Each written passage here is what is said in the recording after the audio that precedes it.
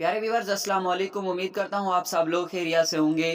مامون رشید اگرچہ فضل بن سال کے ہاتھ میں حالات سلطنت سے بالکل بے خبر تھا اور فضل بن سال جس طرح چاہتا تھا انتظام سلطنت کرتا تھا، مگر ساتھ ہی اس کو یہ محسوس نہیں ہونے دیتا کہ میں نظر بندوں کی طرح زندگی بسر کر رہا ہوں۔ مامون کو شروع ہی سے سادات، اہل بیت اور نبی کے ساتھ بڑی محبت و عقیدت تھی۔ جیسا کہ پہلے ہی ذکر ہو چکا ہے، مامون نے 200 میں آل عباس کے اکثر افراد کو اپنے پاس مرو میں طلب کیا اور مہینوں اپنا مہمان رکھا، مگر مامون کی نظر انتخاب میں کوئی کامل معیار نہ نکلا۔ آخر فضل بن سال اور دوسرے محبان اہل بیت نے اس کی توجہ علی رضا بن موسیٰ کاظم کی طرف منعطف کی، اور حقیقت یہ ہے کہ علی رضا اپنی قابلیت کے اعتبار سے بنو ہاشم میں سب پر فاق تھے۔ چنانچہ مامون رشید نے بلا تعمل اپنی لڑکی کی شادی علی رضا سے کر دی اور ماہ رمضان المبارک 201 میں علی رضا بن کاظم بن جعفر صادق کو اپنی ولی عہد مقرر کر کے مطمئن اپنے بھائی کو، جو ہارون رشید کی وصیت کے موافق مامون کا ولی عہد تھا، ولی عہد سے معزول کر دیا کہ مطمئن معزول کر دینے کا اختیار خود ہارون نے مامون کو دے دیا تھا، لہذا مطمئن کی معزول کا کوئی الزام مامون پر نہیں لگایا جا سکتا۔ اس کے بعد مامون نے سیاہ لباس جو عباسیوں کا شعار تھا ترک کر کے سبز لباس جو علویوں کا شکار تھا پہننا شروع کر دیا۔ اس کی تقلید تمام اہل دربار نے کی۔ اس کے بعد مامون نے احکام جاری کیا کہ تمام سلطنت میں بجائے سیاہ لباس کے سبز لباس اعمال و حکام اور لشکری استعمال کریں۔ عمال کے نام یہ حکم بھی بھیجا گیا کہ لوگوں سے علی رضا بن موسیٰ کاظم کی ولی عہد کی بیعت لے لیں۔ یہ حکم جب فضل بن سال کے توسط اعمال سلطنت کے پاس پہنچا تو بعض نے خوشی سے، بعض نے کراہت سے اس کی تکمیل کی۔ اس حکم کو جب حسن بن سال نے بغداد میں عیسیٰ بن محمد بن ابی خالد اور منصور بن ماد کے پاس بھیجا تو بغداد میں از سر نو ہلچل برپا ہو گئی اور لوگوں کو یقین ہو گیا کہ فضل بن سال نے خلافت عباسیوں سے نکال کر علویوں کے اندر پہنچ جانے میں کامیابی حاصل کر لی۔ آل عباس اور ہمدردان آل عباس اس بات کو کسی طرح برداشت نہیں کر سکتے تھے۔ وہ جانتے تھے کہ عباسیوں سے خلافت کے نکالنے اور علویوں میں پہنچانے کی کوشش سب سے پہلے ابو مسلم نے کی، پھر یہی کوشش خاندان برا مکہ نے، جو مجوسی نسل تھے مگر وہ ناکام و نامراد رہے۔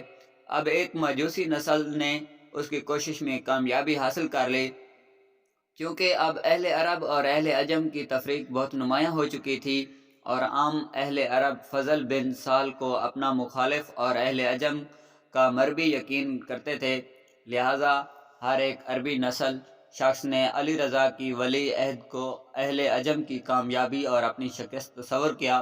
بغداد میں عربی عنصر زیادہ تھا اور آل عباس کا یہ خاص مقام تھا۔ یہاں اس خبر نے لوگوں کو اضطراب و بے چینی میں مبتلا کر کے غور و فکر اور مشوروں کی طرف توجہ کر دیا۔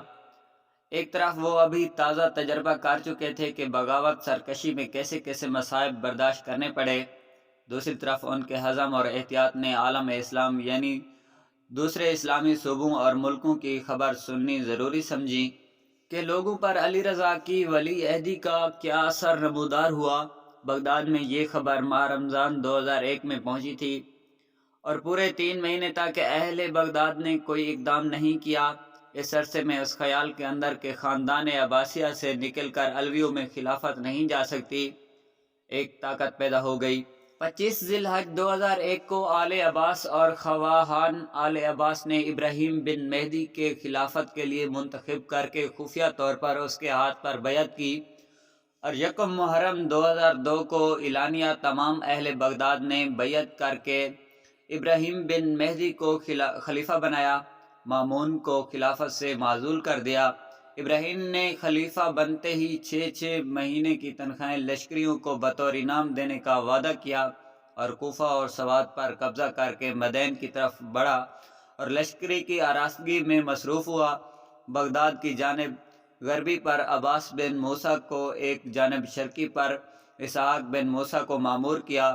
حمید بن عبدالحمید حسن بن سال کی طرف سے قصر ابن حبیرہ بھی مقیم تھا۔ عباس نے علی بن محمد بن جعفر اپنے چچا زاد بھائی کو ان کے مقابلے پر بھیجا۔ دونوں فوجوں کا مقابلہ ہوا اور علی بن محمد کو شکست حاصل ہوئی۔ سعید نے حرا میں مقام کیا اور فوج کو کوفہ کی طرف بڑھایا۔ اہل کوفہ اور عباس نے مقابلہ کیا، متعدد لڑائیاں ہوئیں، آخر اہل کوفہ اور عباس نے امان طلب کی۔ عباس بن موسیٰ کاظم مکان سے باہر آئے اور فتح مند لشکر کوفہ میں داخل ہونے لگا۔ اسی اثناء میں عباس کے ہمراہیوں کو بھی کچھ جوش آیا، لڑائی پر مستعد ہو گئے۔ سعید کے لشکر نے عباس کے ہمراہیوں کو پھر شکست دی اور کوفہ پر قبضہ کر کے عباس کو قید کر لیا۔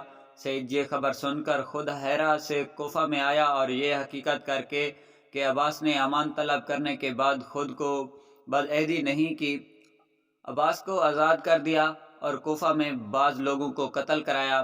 کوفہ میں عامل مقرر کر کے بغداد کی طرف چلا آیا۔ حسن بن سہل نے حمید بن عبدالحمید کو کوفہ کی طرف روانہ کیا۔